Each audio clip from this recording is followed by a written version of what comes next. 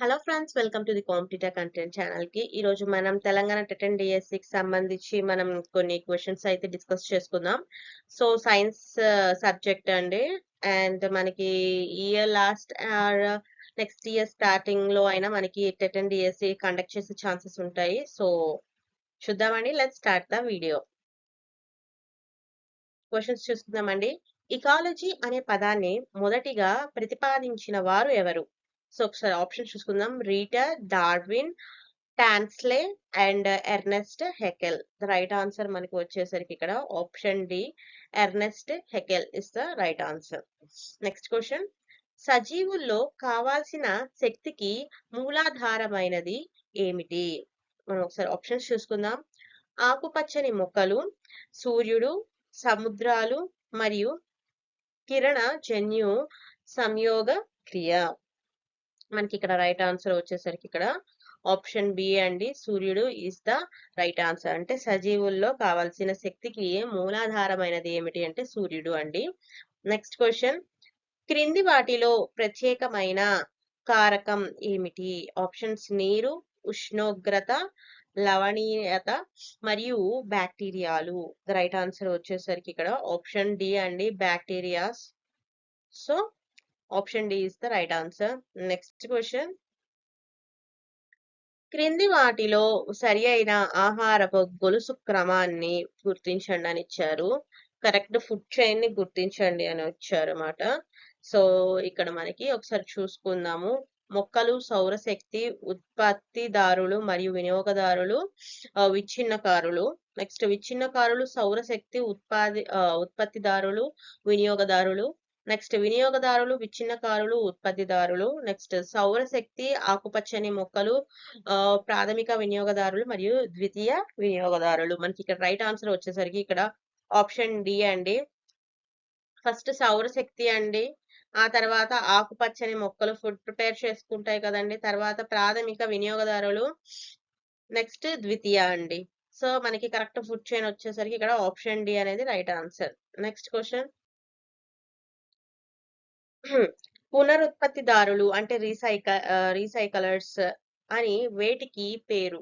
So మళ్ళీ food ని prepare చేసుకుంటాయి, లేకపోతే ఉత్పత్తిదారులు అంటే మళ్ళీ రీసైకిల్ అవుతాయి వాటిల్ని వేటికి పేరు అని ఉన్నాయండి. ఒకసారి ఆప్షన్స్. ప్రాథమిక వినియోగదారులను అంటారా, విచ్ఛిన్నకారుల, లేకపోతే ఉత్పత్తిదారుల, ఆర్ తృతీయ వినియోగదారుల? ద రైట్ ఆన్సర్ వచ్చేసరికి విచ్ఛిన్నకారులు అండి. ఆప్షన్ బి అనేది రైట్ ఆన్సర్. Next question. క్రింది వాటిలో సరి అయిన వ్యాఖ్యాన్ని ఎన్నుకోండి. ఒకసారి నేను చదువుతున్నా చూడండి. ఆహారపు గొలుసులో శక్తి స్థాయి క్రమంగా పెరుగుతుంది, ఆహారపు గొలుసులో శక్తి స్థాయి క్రమంగా తగ్గుతుంది, ఆహారపు గొలుసుల్లో శక్తి స్థాయి విలువ మారదు, నెక్స్ట్ శక్తి స్థాయి విలువ చెప్పలేము. ద రైట్ ఆన్సర్ వచ్చేసరికి ఆహారపు గొలుసులో శక్తి స్థాయి క్రమంగా తగ్గుతుంది అన్నమాట. ఆప్షన్ బి అనేది రైట్ ఆన్సర్ అవుతుంది. Next question. భౌమ ఆవరణ ఆహారపు పిరమిడ్ లో పూర్తి అడుగు భాగంలో ఉండేవి. ఆప్షన్స్. ప్రాథమిక వినియోగదారులు, ఉత్పత్తిదారులు, ద్వితీయ వినియోగదారులు మరియు విచ్ఛిన్నకారులు. ఇక్కడ మన రైట్ ఆన్సర్ వచ్చేసరికి అండి ఉత్పత్తిదారులు. ఆప్షన్ బి అనేది రైట్ ఆన్సర్. భౌమ ఆవరణ ఆహార పిరమిడ్ లో పూర్తి అడుగు భాగంలో ఉండేది ఏమిటి అంటే ఉత్పత్తిదారులు అండి. Next question. జీవావరణ పిరమిడ్ ను ప్రవేశపెట్టినది ఎవరు? ఒకసారి options. Charles Elton, Charles Darwin, Haeckel and Tansley. The right answer మనకు వచ్చేసరికి ఇక్కడ ఆప్షన్ ఏ అండి, Charles Elton is the right answer. Next question చూసుకుందామండి. ఆహారపు గొలుసులో బ్యాక్టీరియా, ఫంగస్ లను ఏమని అంటారు? ప్రాథమిక వినియోగదారులు అంటారా, తృతీయ వినియోగదారుల, విచ్ఛిన్నకారుల, నెక్స్ట్ మాధ్యమిక వినియోగదారుల? ఒకసారి రైట్ ఆన్సర్ చూసుకున్నట్టయితే వీటిని విచ్ఛిన్నకారులు అని అంటారు. Option C is the right answer. ఆహారపు పిరమిడ్ లో విచ్ఛిన్నకారుల స్థానం ఏమిటి? పిరమిడ్ శిఖరం, పిరమిడ్ మధ్య భాగంలో ఉంటుందా, పిరమిడ్ అడుగు భాగమా, పిరమిడ్ రెండవ భాగమా? రైట్ ఆన్సర్ వచ్చేసరికి మనకి ఇక్కడ పిరమిడ్ శిఖరంలో ఉంటదండి. విచ్ఛిన్నకారులు ఆప్షన్ ఏ. Next question. భౌమ ఆహారపు పిరమిడ్ కు కొలను అంటే సముద్రపు లేకపోతే జల పిరమిడ్లు ఎలా ఉంటుంది? సమాంతరంగా ఉంటుందా, సమానంగా ఉంటుందా, నిటారుగా ఉంటుందా, తలక్రిందులుగా ఉంటుందా?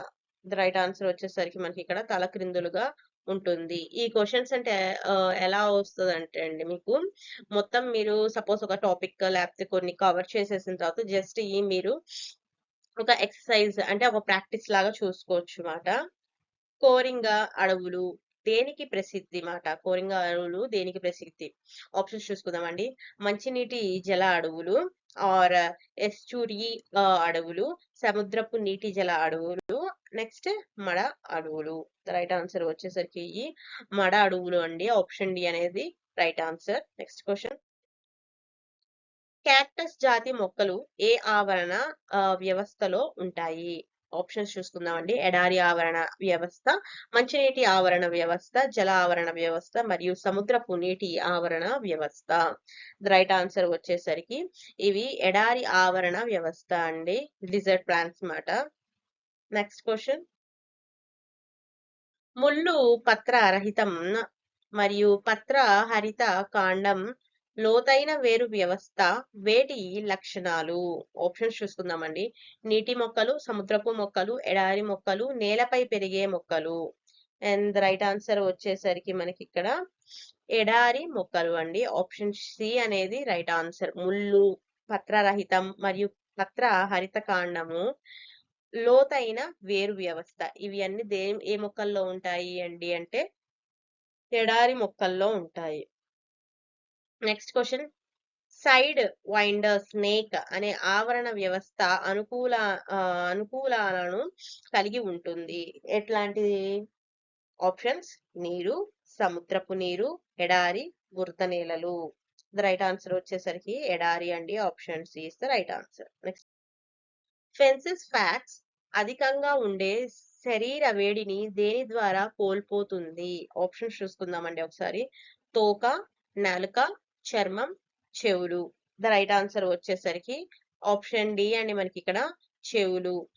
నెక్స్ట్ క్వశ్చన్ చూసుకుందాం. ఆహార జాలకంలో ప్రతి జంతువు యొక్క నిర్దిష్ట స్థానాన్ని ఏమని అంటారు? మనం ఆప్షన్స్ నిచ్, పిచ్, పిరమిడ్ సంఖ్య మరియు పిరమిడ్ స్థానం. ద రైట్ ఆన్సర్ వచ్చేసరికి మనకి ఇక్కడ నిచ్ అని అంటారు. ఏమిటండి? ఆహార జాలకంలో ప్రతి జంతువు యొక్క నిర్దిష్ట స్థానాన్ని నిచ్ అని అంటారు. ఓకేనండి. Next question. సరస్సు యొక్క కాలుష్య తీవ్రతను తెలిపేది ఏమిటి? Options OD, COD, BOD or eutrophication. ఓకేనా అండి. ఒకసారి మనం ఆన్సర్ చూసుకుందాం. ద రైట్ ఆన్సర్ వచ్చేసరికి బిఓటి బోడా, బిఓటి. ఓకేనండి. Next question. నీటి ఆవరణ వ్యవస్థలో ప్రమాదకరంగా మారిన కలుపు మొక్క ఏమిటి? ఆప్షన్స్ హైడ్రిల్లా, వాలిసినేరియా, పిస్టియా, గుర్రపు డెక్క. మనకి కొన్ని ఇట్లా లేక్స్ అట్లా ఉంటాయి కదండి, అవి ప్రమాదంగా మారుతున్న కలుపు మొక్క ఏమిటి మాట? సో ద రైట్ ఆన్సర్ వచ్చేసరికి గుర్రపు డెక్క అండి. ఆప్షన్ డి అనేది right answer. Next and last question. చేపల వినియోగంలో బయో మ్యాగ్నిఫికేషన్ కు కారణమయ్యే విష లోహం ఏమిటి? ఏమిటండి? బయో మ్యాగ్నిఫికేషన్ కు కారణమయ్యే విష లోహం మాట.